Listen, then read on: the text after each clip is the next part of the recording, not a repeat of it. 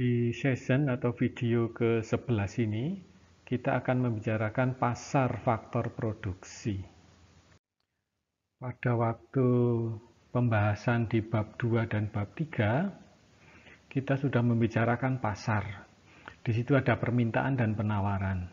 Contoh-contoh yang kita bicarakan pada waktu kita membicarakan pasar, itu merupakan sebuah pasar output.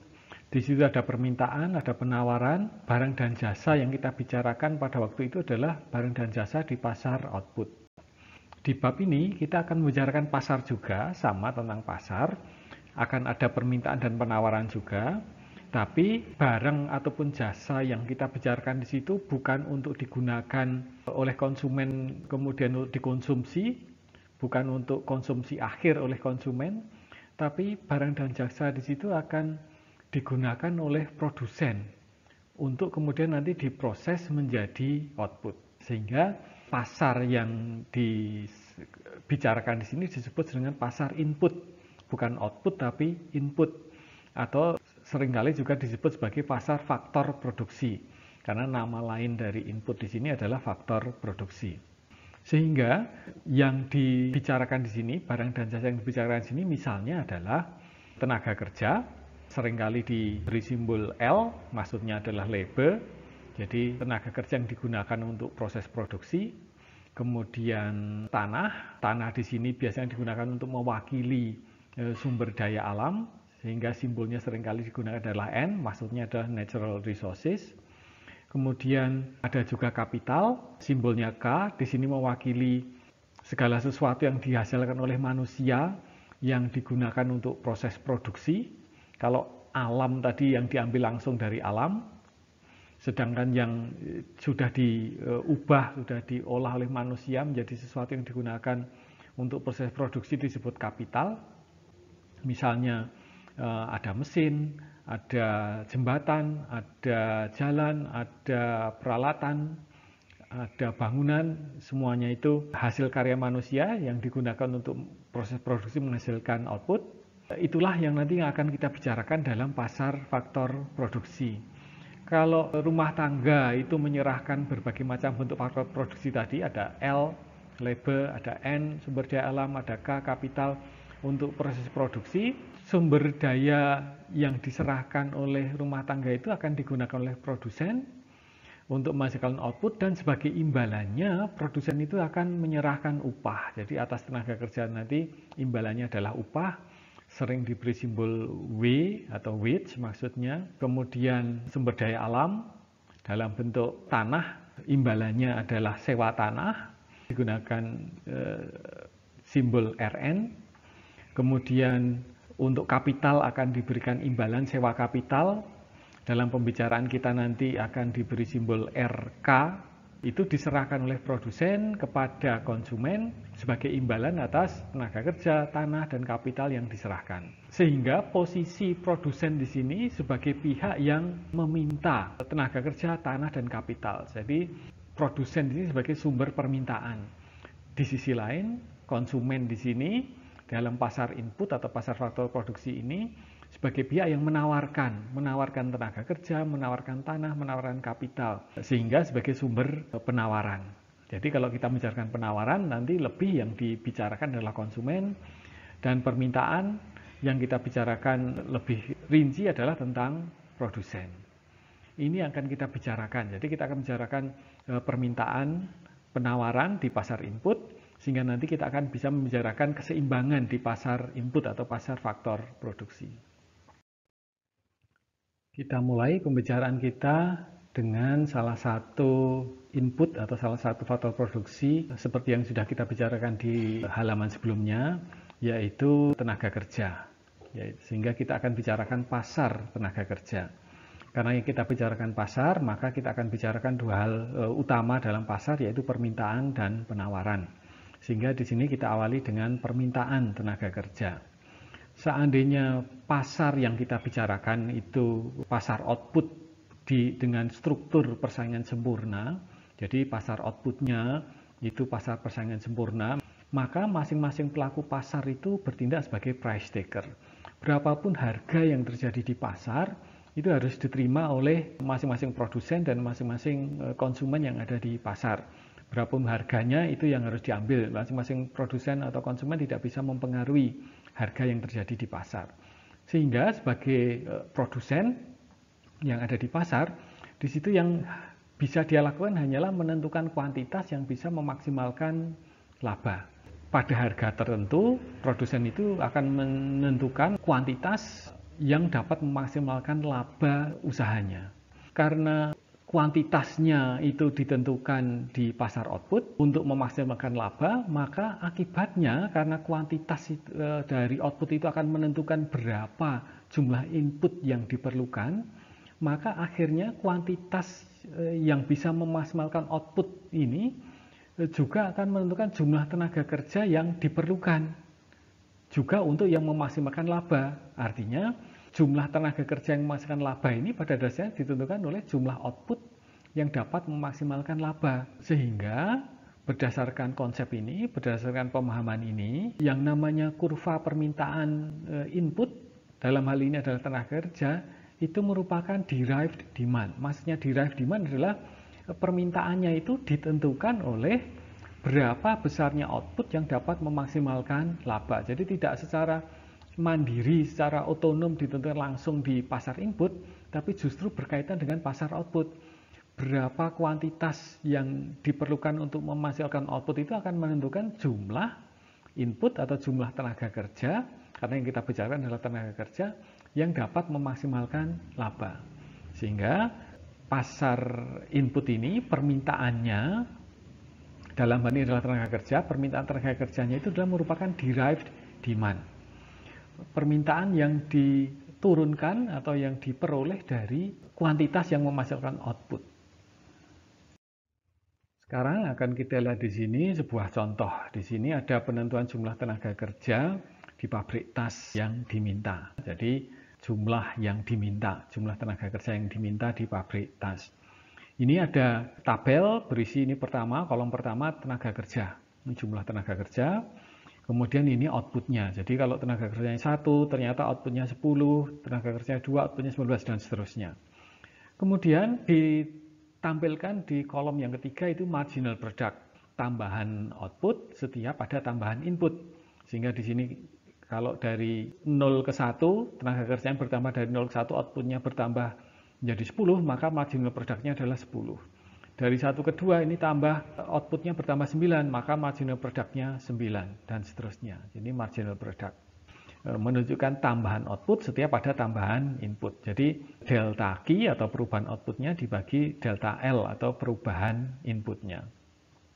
Kemudian bisa kita lihat di sini, ternyata marginal product-nya dari awal dari jumlah tenaga kerja paling kecil sampai yang paling besar ini selalu mengalami penurunan. Marginal product-nya turun terus.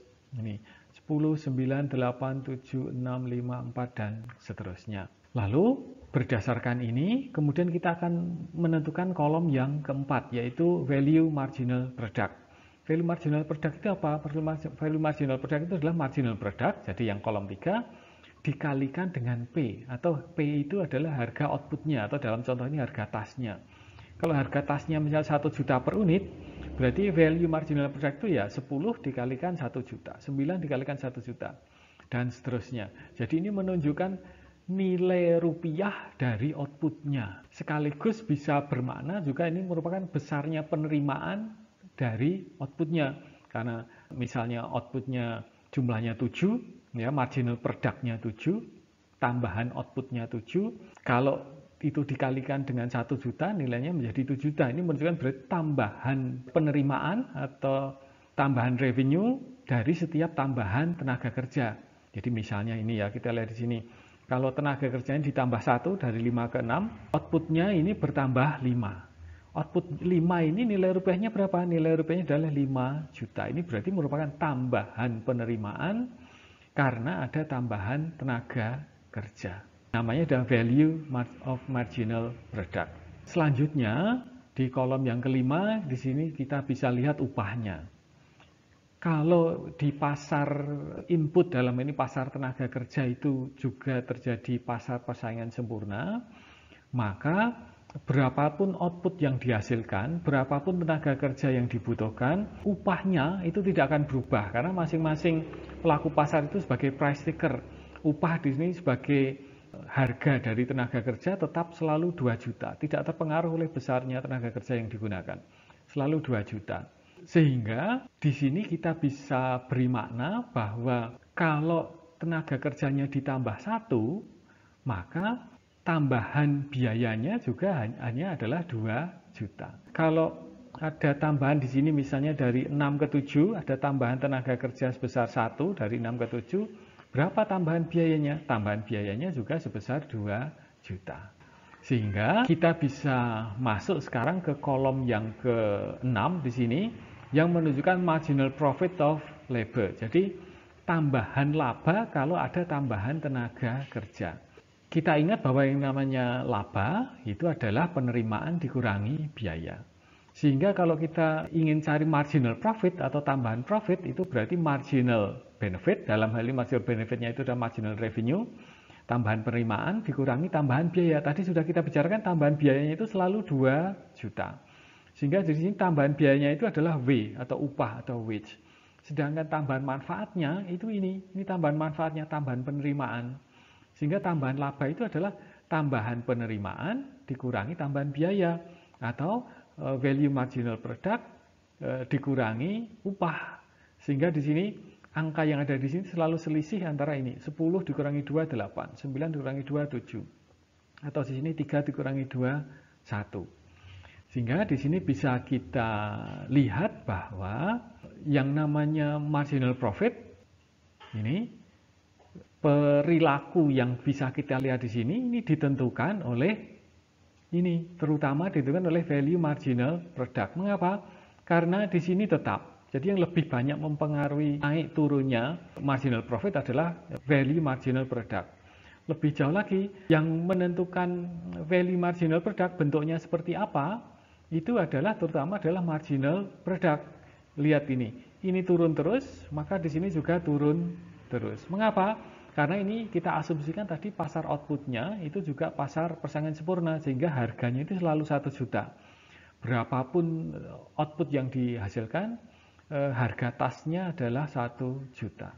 Sehingga nanti kalau kita cari bentuk kurvanya, kalau ini kita plotkan, bentuk kurva ini ditentukan oleh bentuk kurvanya atau seirama dengan bentuk kurva dari marginal product. Sehingga lebih jauh lagi kita lihat di sini, kapan itu tenaga kerjanya akan memaksimalkan laba. Kita lihat di kolom yang ke-6 ini, lalu kita ingat apa yang sudah kita pelajari di bab-bab sebelumnya, bahwa untuk memaksimalkan laba, marginal revenue-nya itu harus sama dengan marginal cost. Marginal benefit-nya harus sama dengan marginal cost. Dalam hal ini marginal benefit-nya yang kita bicarakan di tabel ini adalah value marginal product ini. Sedangkan marginal cost-nya adalah upah. Kapan ini sama? Samanya adalah di sini, di angka ini. Pada waktu jumlah tenaga kerjanya 9, outputnya 54, lalu value marginal product-nya adalah 2 juta, persis sama dengan upah 2 juta. Sehingga di sini marginal benefit kurangi marginal cost-nya 0, atau value marginal product dikurangi upahnya 0. Inilah yang akan memaksimalkan laba. Jadi kita bisa lacak lebih jauh. Jadi berapa tenaga kerja yang memaksimalkan laba? Jumlahnya adalah 9. Jadi dengan tenaga kerja sejumlah 9 ini, labanya akan maksimal. Jadi laba di pasar outputnya akan maksimal. Itulah sebabnya tadi dikatakan jumlah tenaga kerja yang diminta, ini berarti perusahaan ini memintanya 9. Artinya jumlah tenaga kerja yang diminta ini adalah derived demand atau diturunkan atau didapatkan dari jumlah output. Ini jumlah outputnya 54, inilah yang akan memaksimalkan laba di pasar outputnya. Itu ilustrasi tentang memaksimalkan laba di pasar output akan mempengaruhi besarnya jumlah tenaga kerja yang diminta di pasar input. Tabel dari slide sebelumnya tadi, salah satunya menampilkan kolom tentang value marginal product. Kalau kolom value marginal product itu kita plotkan dalam sebuah diagram, kita kaitkan dengan jumlah tenaga kerjanya, maka kita dapatkan kurva ini. Sehingga kurva ini bisa kita sebut sebagai kurva value marginal product. Hal lain yang bisa kita simpulkan dari tabel yang sebelumnya tadi itu adalah bahwa untuk memaksimalkan laba syaratnya adalah value marginal product-nya itu harus sama dengan upah, harus sama dengan W. Dalam contoh kita di slide tersebut, contoh sebelumnya itu dalam slide sebelumnya itu terjadi pada saat W-nya 2, VMPL-nya 2. Itu kalau kemudian itu ditampilkan di sini, itu letaknya di titik A. Yaitu pada saat jumlah tenaga kerjanya 9, maka upahnya adalah 2 dan tepat sama dengan besarnya value marginal product juga 2. Jadi artinya pada saat upahnya sebesar 2, wage-nya 2, jumlah tenaga kerja yang dapat memaksimalkan laba adalah 9. Sehingga karena perusahaan ingin memaksimalkan laba, maka jumlah tenaga kerja yang diminta adalah juga 9. Dengan logika yang sama, maka kita bisa juga menyimpulkan bahwa seandainya upahnya naik menjadi 3, maka untuk memaksimalkan laba, itu juga value marginal product-nya juga harus 3. Itu terjadi pada saat jumlah tenaga kerja yang digunakan adalah 8 dari slide sebelumnya tadi. Sehingga lebih jauh lagi kita bisa menyimpulkan, berarti kalau upahnya 4, maka untuk memaksimalkan laba jumlah tenaga kerjanya di mana? Jumlah tenaga kerja yang tepat berada pada saat VMPL-nya juga 4 di sini. Kita hubungkan dengan kurva VMPL-nya, kita dapatkan jumlah tenaga kerja yang diminta, dan seterusnya. Dengan kata lain, bahwa kurva VMPL ini juga merupakan kurva permintaan tenaga kerja. Karena di sini secara sekaligus juga bisa menunjukkan hubungan antara upah dengan jumlah tenaga kerja yang diminta. Itu adalah esensi atau pengertian dasar dari permintaan tenaga kerja yang menunjukkan berbagai upah dan jumlah tenaga kerja yang diminta. Sehingga kita dari VMPL ini kita bisa tahu jumlah tenaga kerja pada tingkat upah tertentu. Tenaga kerja, jumlah tenaga kerja yang diminta pada tingkat upah tertentu. Itulah permintaan tenaga kerja. Jumlah tenaga kerja pada berbagai tingkat upah. Selanjutnya, hal lain yang bisa ditambahkan di sini adalah seperti waktu kita membicarakan kurva permintaan terdahulu, bahwa yang namanya kurva permintaan yang ada di pasar itu merupakan penjumlahan horizontal dari semua kurva permintaan individual. Seandainya ini kurva permintaan salah satu pelaku pasar, ini pasar tas, ini misalnya ini hanya kurva permintaannya perusahaan A, maka untuk tahu kurva permintaan pasar, kita perlu menjumlahkan kurva permintaan perusahaan A, ditambah kurva permintaan perusahaan B, ditambah kurva permintaan perusahaan C, dan sebenarnya dijumlahkan secara horizontal, maka kita dapatkan kurva permintaan yang ada di pasar. Seperti dulu sudah dipelajari mencari kurva permintaan pasar. Kita ingat bahwa untuk mendapatkan kurva permintaan, itu kita berpedoman pada kurva value marginal product. Atau kurva value marginal product ini merupakan sekaligus kurva permintaan. Padahal kurva value marginal product itu asalnya dari tadi di slide sebelumnya adalah harga dikalikan marginal product. Artinya apa? Jika harga itu mengalami perubahan atau marginal product mengalami perubahan, itu akan mempengaruhi permintaan tenaga kerja. Misalnya, kalau harga, maksudnya harga di pasar output ya, harga di pasar output itu naik, maka permintaannya juga akan naik. Karena VMPL-nya pasti juga akan naik. Sehingga permintaannya juga akan naik, sehingga kurvanya akan bergeser. Misalnya ada teknologi baru itu menaikkan marginal product, maka permintaannya juga akan naik. Jika ada input lain sehingga bisa meningkatkan produktivitas dari tenaga kerja, misalnya mesinnya ditambah atau alat-alat lain ditambah, maka produktivitas tenaga kerja bertambah atau marginal product-nya bertambah, maka permintaannya juga akan naik, sehingga kurvanya akan bergeser. Misalnya lagi contoh lain, misalnya ada teknologinya sekarang menjadi lebih padat karya. Itu berarti jumlah tenaga kerja yang dibutuhkan dalam setiap satu unit output juga naik. Sehingga permintaannya juga akan naik, sehingga kurvanya akan bergeser. Berikutnya adalah tentang penawaran tenaga kerja. Penawaran tenaga kerja ini berhubungan dengan perilaku tenaga kerja, karena yang menawarkan tenaga kerja itu adalah si tenaga kerja itu. Nah, perilaku tenaga kerja ini dipengaruhi oleh permasalahan yang dihadapi oleh tenaga kerja. Si tenaga kerja itu menghadapi trade-off antara bekerja dengan tidak bekerja. Jadi trade-off antara manfaat dari bekerja itu mendapatkan upah, salah satunya yang utama, dan seandainya dia tidak bekerja, berarti dia bisa mendapatkan manfaat dari waktu luang. Manfaat dari waktu luang itu anggap saja namanya kenyamanan, ya.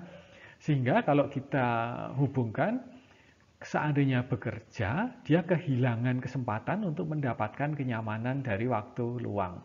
Sehingga opportunity cost dari bekerja itu adalah kenyamanan dari waktu luang itu. Sebaliknya, seandainya dia memilih untuk tidak bekerja, berarti dia memilih untuk menggunakan waktu luang, berarti dia kehilangan kesempatan untuk mendapatkan manfaat dari bekerja. Manfaat dari bekerja apa? Upah. Berarti upah itu adalah opportunity cost dari waktu luang. Sedangkan kenyamanan dari waktu luang itu adalah opportunity cost dari bekerja. Keadaan yang dihadapi tenaga kerja ini, adanya trade-off inilah yang mempengaruhi perilaku tenaga kerja. Nah, perilaku ini dicerminkan dalam kurva penawaran tenaga kerja ini. Di sini ada upah yang menunjukkan harga dari tenaga kerja. Di sini adalah jumlah tenaga kerja yang ditawarkan. Jadi, seandainya bentuk penawaran tenaga kerjanya semacam ini, di sini ada angka 2 sebagai intercept vertikal, ya 2. Ini artinya apa?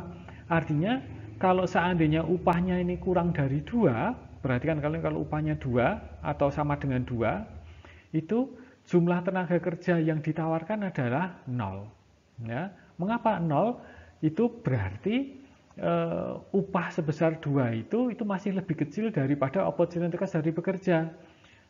Orang ini, kalau ini satu orang, itu berarti menganggap 2 juta rupiah per bulan ini, 2 juta upah sebesar 2 juta rupiah per bulan ini lebih rendah daripada kenyamanan dari menggunakan waktu luang. Kenyamanan waktu luang itu nilainya lebih besar daripada 2 juta per bulan. Nah, sehingga ini jumlah tenaga kerja yang ditawarkan adalah 0. Baru kemudian kalau lebih besar dari 2 juta rupiah per bulan, mulai ada jumlah yang ditawarkannya mulai lebih besar dari 0 dan seterusnya. Sebagai contoh, kalau misalnya upahnya adalah 8 juta per bulan, jumlah tenaga kerja yang ditawarkan adalah 25 hari per bulan. Ya, artinya apa? Artinya masih ada sisa 5 hari per bulan. Mengapa yang tidak langsung 30 hari per bulan, artinya dia bekerja penuh selama 1 bulan? Ini berarti perilaku tenaga kerja ini menunjukkan bahwa yang 5 hari itu terlalu berharga digunakan untuk bekerja. Sehingga upah sebesar 8 juta per bulan ini, karena waktu luangnya itu terlalu berharga, ini dianggap lebih rendah daripada nilai kenyamanan dari menggunakan sisa 5 hari kerja ini untuk bersantai-santai atau memanfaatkan waktu luang. Baru kemudian bisa saja seandainya upahnya lebih besar dari 8 juta rupiah per bulan, maka jumlah yang ditawarkan bisa lebih besar dari 25 hari per bulan. Itu pengertian dari bentuk kurva penawaran yang semacam ini. Jadi semakin tinggi upahnya, semakin besar juga jumlah tenaga kerja yang ditawarkan. Seperti di kurva permintaan tenaga kerja tadi, kurva penawaran pasar itu juga merupakan penjumlahan horizontal dari semua kurva penawaran individual. Artinya kalau ini misalnya kurva penawarannya seorang bernama A, kemudian kita ingin mencari kurva penawaran pasar, ya perlu ditambahkan dengan yang milik B, ditambahkan milik C, ditambahkan milik D, sehingga didapatkan kurva penawaran pasar. Lebih jauh, kita bisa lihat seandainya ada perubahan perilaku dari tenaga kerja yang kita bicarakan, maka kurvanya bisa bergeser. Ya, jadi perilaku trade-off-nya itu berubah, maka kurvanya bergeser. Misalnya, orang ini sekarang kemudian punya hobi baru, hobinya itu berwisata, hobinya jalan-jalan. Karena hobinya jalan-jalan, maka dia memandang nilai dari waktu luang itu menjadi lebih besar. Sehingga menyebabkan perlu upah lebih besar untuk menawarkan jumlah tenaga kerja yang sama, sehingga kurvanya bergeser ke kiri. Artinya pada upah yang sama, sekarang dia menawarkan jumlah tenaga kerja yang lebih sedikit. Kenapa? Karena dia lebih suka jalan-jalan. Atau mungkin karena ada alternatif kerja. Misalnya ini, anggap saja ini kerja di tempat usaha, misalnya di daerah A, di kota A, sedangkan sekarang ada alternatif kerja di kota B, maka alternatif yang baru itu menyebabkan jumlah tenaga kerja yang ditawarkan untuk tetap bekerja di sini jadi lebih rendah. Artinya untuk tetap bekerja di kota ini dia membutuhkan upah yang lebih besar karena opportunity cost untuk bekerjanya menjadi lebih tinggi. Atau target kekayaan. Misalnya sekarang tenaga kerja ini punya target untuk membeli rumah dalam waktu 5 tahun ke depan. Berarti dia perlu uang lebih banyak. Karena perlu uang lebih banyak maka perlu bekerja lebih banyak. Ini menyebabkan kurva penawaran tenaga mungkin akan bergeser ke kanan. Artinya misalnya saja upahnya tetap 8 juta, dia mungkin mau bekerja lembur. Dalam 1 bulan cukup 1 hari saja yang disisakan untuk waktu luang misalnya. Itu penawaran tenaga kerja. Jadi ditentukan terutama oleh perilaku yang berhubungan dengan trade-off yang dihadapi oleh tenaga kerja. Di slide ini menggabungkan antara permintaan penawaran, artinya kita akan melihat pasar tenaga kerja, terutama kita lihat keseimbangannya. Sehingga di sini di diagramnya ada permintaan. Ingat, permintaannya ini asalnya dari value marginal product, sama dengan value marginal product dari tenaga kerja. Kemudian penawarannya, perilaku penawaran ini bersumber dari perilaku tenaga kerja yang berkaitan dengan trade-off yang dihadapinya. Sehingga keseimbangannya akhirnya terbentuk di titik E ini. Di titik E ini pada upah keseimbangan, jadi upahnya ini menjadi upah yang berlaku di pasar, sebesar misalnya 7 juta per bulan. Artinya pada upah sebesar 7 juta per bulan ini, jumlah tenaga kerja yang diminta, artinya jumlah tenaga kerja yang dapat memaksimalkan laba dari produsen itu adalah 190 orang. Dan ini tepat sama dengan jumlah yang ditawarkan, jumlah tenaga kerja yang ditawarkan oleh para tenaga kerja. Misalnya kalau ini di sebuah desa, total yang ditawarkan, jumlah tenaga kerja yang ditawarkan di desa itu adalah 190 orang juga, tepat sama. Hingga disebut keseimbangan di sini ya. Nah, kalau kita pandang ini sebuah desa tadi, jumlahnya 190 orang, berarti ada 190 orang di desa itu yang bersedia bekerja dengan upah sebesar 7 juta. Jadi dianggap 7 juta itu bisa menyeimbangkan dengan opportunity cost-nya. Atau kalau dipandang dengan sisi lainnya, dipandang dari sisi lain, berarti mungkin ada tenaga kerja lain, sisa orang yang ada di desa itu memandang sebesar 7 juta itu masih belum cukup untuk menutup opportunity cost-nya. Ya, anggap saja di desa itu sebenarnya yang potensial untuk bekerja di bidang ini misalnya 200 orang. Berarti ada 10 orang yang tidak mau bekerja. Berarti 10 orang itu memandang opportunity cost-nya masih terlalu besar dibandingkan 7 juta rupiah per bulan. Jadi titik E ini merupakan titik keseimbangan. Jadi ini pertemuan antara kurva permintaan yang merupakan kurva value of marginal product dari labor, dari tenaga kerja, dan kurva penawaran tenaga kerja yang mencerminkan adanya trade-off yang dihadapi oleh tenaga kerja. Pada diagram yang kiri ini diilustrasikan apa yang terjadi di pasar seandainya harga output ya, harga di pasar output itu mengalami kenaikan. Tadi sudah kita bicarakan kalau harga output mengalami kenaikan, maka permintaannya meningkat. Sehingga kurva permintaan tenaga kerjanya bergeser ini dari DL1 ke DL2. Akibatnya apa? Akibatnya terlihat di sini bahwa keseimbangannya sekarang bergeser dari E1 ke E2. Sehingga upah yang terjadi naik, ya, dalam contoh ini 7 ke 10. Dan jumlah tenaga kerja yang ditransaksikan di pasar tenaga kerja ini juga naik dari 190 ke 270. Apa yang menyebabkan? Karena harga outputnya naik. Karena harga output naik itu menyebabkan perusahaan bisa menaikkan outputnya untuk memaksimalkan laba, sehingga akibat turunannya adalah jumlah tenaga kerja yang diminta juga naik, permintaannya ini naik dari DL1 ke DL2. Lalu diagram yang kanan ini menunjukkan Apa yang terjadi kalau misalnya ada peluang kerja di tempat lain? Karena ada peluang kerja di tempat lain, maka menyebabkan opportunity cost dari kerja naik. Sehingga kurva penawarannya bergeser ke kiri. Artinya pada upah yang sama, jumlah tenaga kerja yang ditawarkan berkurang. Akibatnya keseimbangannya bergeser dari E1 ke E2, sehingga upahnya naik karena tenaga kerjanya menjadi langka sekarang. Dan pada saat yang bersamaan, jumlah tenaga kerja yang ditransaksikan di pasar tenaga kerja ini turun, mengalami penurunan. Upahnya naik, tapi jumlah tenaga kerja yang ditransaksikan turun dari 190 ke 140 misalnya. Ini menunjukkan perubahan keseimbangan di pasar tenaga kerja kalau misalnya ada perubahan harga atau ada perubahan peluang kerja di tempat lain. Catatannya adalah ini semua tadi sejak awal sudah kita bicarakan, syaratnya adalah ini bentuk pasarnya, baik itu di pasar output maupun di pasar tenaga kerja, pasar input, itu adalah persaingan sempurna. Catatan saja, seandainya pasarnya itu bukan persaingan sempurna, maka hal yang terjadi bisa berbeda. Kalau monopsoni, berarti hanya ada satu pembeli tenaga kerja, artinya perusahaan yang meminta tenaga kerja itu hanya ada satu.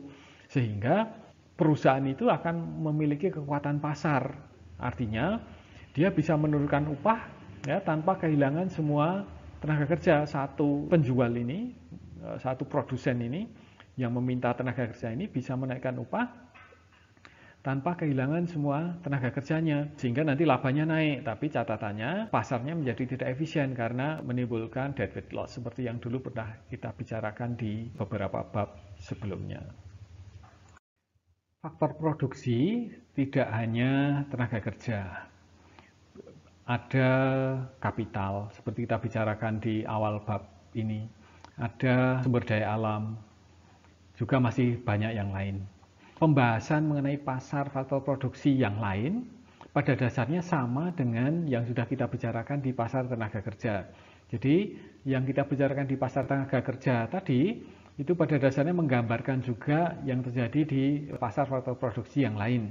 Jadi prinsip-prinsipnya misalnya permintaan itu diturunkan dari pasar output, itu sama. Artinya di pasar faktor produksi untuk kapital juga sama. Artinya jumlah kapital yang diminta itu juga ditentukan atas dasar jumlah output yang akan memaksimalkan laba di pasar output. Semakin besar jumlah output yang dapat memastikan laba di pasar output, nanti juga menyebabkan jumlah kapital yang diminta di pasar input juga semakin besar. Demikian juga untuk faktor produksi yang lain. Sehingga nanti misalnya value of marginal product dari kapital itu sekaligus juga merupakan permintaannya. Kurva dari value of marginal product dari capital itu juga merupakan permintaan kapital. Value of marginal product dari tanah itu juga merupakan permintaan tanah. Value of marginal product dari sumber daya alam itu juga merupakan permintaan sumber daya alam. Sekali lagi karena itu merupakan derived demand dari pasar output. Untuk penawaran juga seperti di pasar tenaga kerja. Jadi penawaran itu menunjukkan adanya trade-off. Tapi ini trade-off bukan trade-off dari yang dihadapi tenaga kerja, tapi trade-off yang dihadapi dalam penggunaan kapital. Penggunaan kapital itu kan juga ada trade-off-nya. Mau digunakan untuk produksi gula atau digunakan untuk produksi kopi. Trade-off itu entah itu di pasar faktor produksi untuk kapital atau untuk sumber daya alam, itu juga menjadi dasar penentuan penawaran faktor produksi tersebut, kurva penawaran faktor produksi tersebut. Yang membedakan terutama adalah istilahnya saja. Kalau di pasar tenaga kerja, seperti dibicarakan di awal bab, itu harga dari tenaga kerja itu istilahnya adalah upah. Kalau di pasar kapital tentu saja istilahnya bukan upah, bisa saja misalnya sewa kapital atau mungkin bunga, atau kalau misalnya di pasar faktor produksi untuk tanah, harga dari faktor produksinya tentu saja juga bukan upah, tapi misalnya sewa tanah. Itu pasar faktor produksi yang lain selain tenaga kerja. Pada waktu kita membicarakan tenaga kerja di pasar tenaga kerja, yang namanya tenaga kerja itu dinilai dari tenaganya, sesuai istilahnya dari tenaganya, sesuai dari kekuatannya, dari kerjanya. Artinya 2 tenaga kerja selalu lebih baik dari 1 tenaga kerja. 2 2 tenaga kerja itu nilainya 2 dikalikan 1 tenaga kerja. Jadi kita anggap bahwa kemampuan semua tenaga kerja itu sama. Namun demikian, ada istilah lain yang perlu kita bicarakan di sini adalah yang namanya adalah modal manusia. Modal manusia di sini melihat kemampuan dari manusia dalam menghasilkan output. Jadi setiap manusia itu dianggap bisa memiliki kemampuan yang berbeda-beda. Jadi tidak sama dengan pembahasan kita tentang tenaga kerja tadi. Kemampuan manusia untuk menghasilkan output yang berasal dari karakteristiknya. Jadi kemampuannya ini yang berasal dari karakteristiknya. Karakteristiknya maksudnya apa? Maksudnya adalah akumulasi. Jadi akumulasi dari pengetahuan, akumulasi dari keterampilan, pendidikan, pengalaman, bakat, lingkungan, dan lain-lain yang kemudian menjadi sebuah kemampuan yang dimiliki oleh si tenaga kerja tersebut. Jadi kemampuannya itu hasil akumulasi dari pendidikan, dia sekolah dari SD sampai perguruan tinggi, dari kesehatan, bagaimana dia selama ini menjaga kesehatan itu terakumulasi menjadi kemampuannya. Jadi kemampuannya ini yang disebut sebagai modal manusia. Seandainya modal manusia itu mengalami peningkatan, maka tentu saja akan menyebabkan marginal product-nya itu akan mengalami peningkatan, sehingga diharapkan nanti upahnya juga akan naik. Dengan demikian, kalau ada investasi dalam modal manusia, investasi dari modal manusia itu bisa kita lihat dari sumber karakteristiknya, misalnya investasi di pendidikan, investasi di kesehatan, investasi di lingkungan, dan sebagainya, itu akan menyebabkan upahnya diharapkan juga akan naik. Jadi tujuan investasi dari seseorang untuk membuat akumulasi yang lebih besar pada kemampuannya berproduksi, itu mempunyai tujuan untuk menaikkan upahnya. Jadi kalau dia kemudian misalnya menempuh pendidikan lebih tinggi, harapannya dia akan mendapatkan upah yang lebih tinggi. Tapi kemampuan yang lebih tinggi itu dalam kenyataan belum tentu dalam praktek bisa menghasilkan upah yang lebih tinggi. Kalau kemampuan lebih tinggi itu tidak diketahui oleh pemberi kerja, bisa saja pemberi kerja memberikan upah yang sama dengan yang lain. Itulah sebabnya penting bagi si pekerja, bagi si manusia, si tenaga kerja itu untuk memberitahu pemberi kerja mengenai kemampuannya, mengenai karakteristiknya yang tidak diketahui oleh si pemberi kerja. Proses penyampaian informasi dari pihak yang memiliki informasi, dalam hari ini yang memiliki informasi adalah pekerjanya, tenaga kerjanya, kepada pihak lain, dalam ini pihak lainnya itu tidak mempunyai informasi atau informasinya kurang, dalam hal ini adalah pemberi kerjanya, itu dinamakan signaling. Jadi signaling ini diperlukan bagi si pekerja ini, dalam contoh ini bagi pekerja ini, agar dia mendapatkan upah sesuai modal manusianya, sesuai kemampuannya. Lebih jauh lagi sesuai investasi yang sudah dia lakukan untuk mendapatkan modal manusia yang lebih tinggi. Namun demikian, karena yang namanya signaling itu bisa membutuhkan biaya, tidak selalu bisa dilakukan begitu saja, perlu biaya, maka pertimbangan untuk melakukan signaling atau tidak, itu tentu saja bagi seorang pekerja yang rasional akan mempertimbangkan manfaatnya apa dan biayanya apa. Misalnya, seseorang yang pada dasarnya mulai memiliki kemampuan yang tinggi, mungkin saja tidak bisa diakui oleh pemberi kerjanya, kalau pemberi kerjanya tidak punya bukti, tidak tahu tentang kemampuannya, terutama pada saat dia melamar kerja. Maka perlu melakukan signaling. Apa? Gimana caranya supaya pemberi kerja tahu? Caranya bisa macam-macam. Misalnya cara yang sederhana, dia mencari surat pengalaman kerja dari tempat dia kerja sebelumnya. Mencari surat pengalaman kerja itu seringkali juga tidak tanpa biaya. Kemudian dia membanding-bandingkan biaya dari mencari surat pengalaman kerja dibandingkan nanti manfaatnya berapa. Lebih besar lagi kalau seandainya dia pada dasarnya bisa, tapi untuk menunjukkan kemampuannya dia perlu sertifikat atau bahkan perlu ijazah. Ijazah itu kan perlu proses pendidikan, perlu biaya. Itu juga nanti perlu dibandingkan dengan manfaatnya. Itu yang dihadapi oleh pekerja untuk melakukan signaling.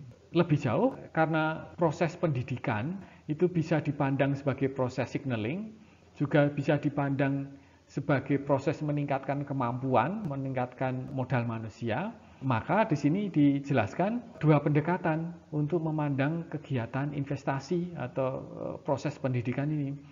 Kalau dipandang dari teori modal manusia, pendidikan itu harapannya untuk menaikkan marginal product. Kalau menaikkan marginal product, harapannya bisa menaikkan upah yang diterima.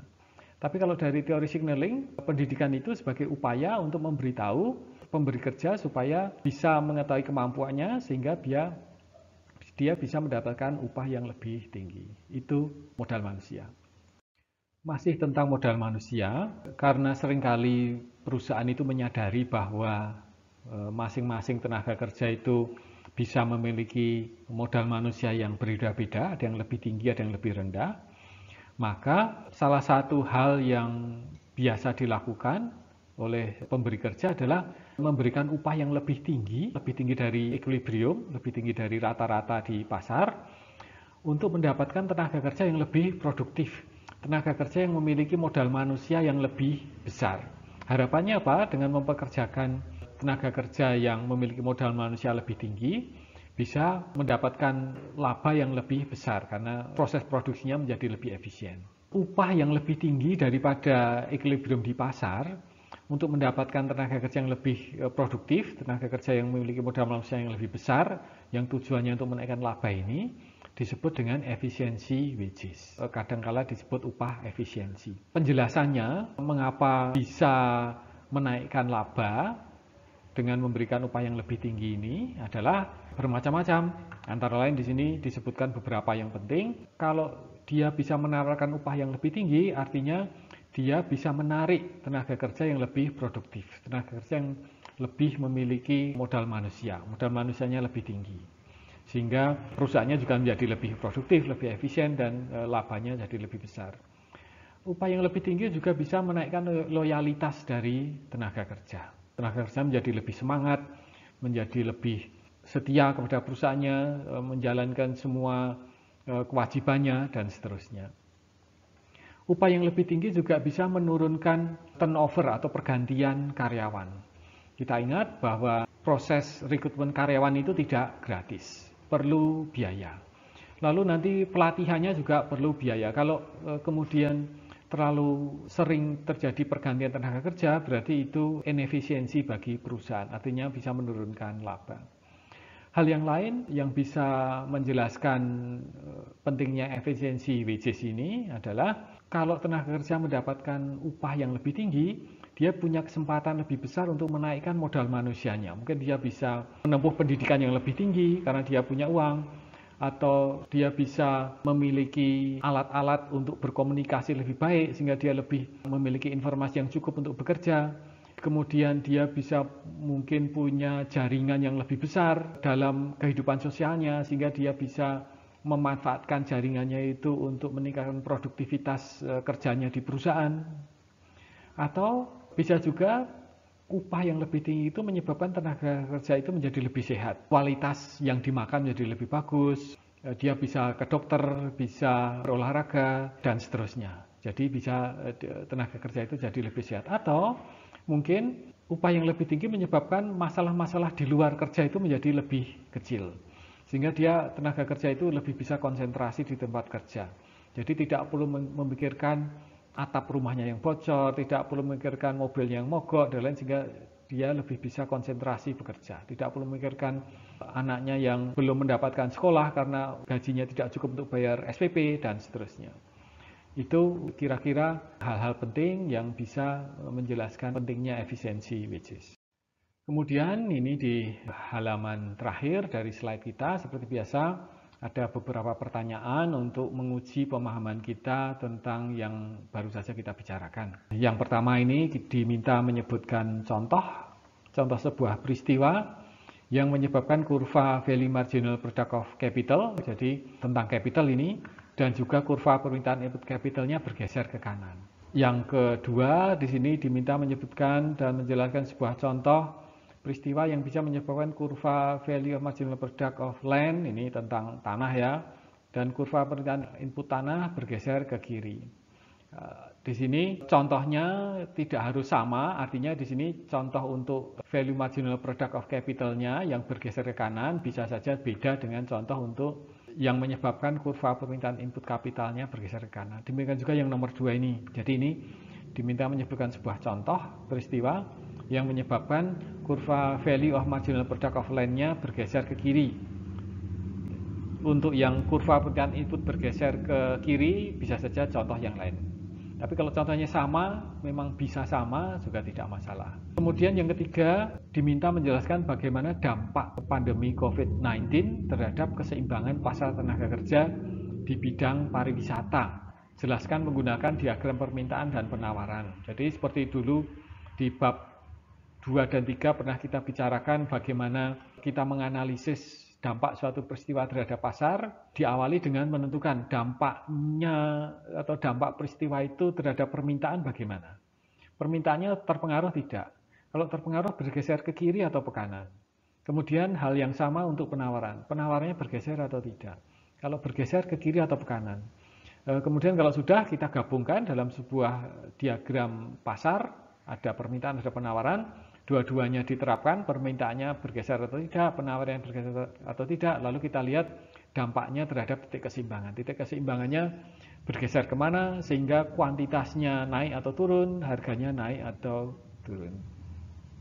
Terima kasih. Semoga penjelasan ini berguna untuk memahami secara mendasar mengenai pasar faktor produksi.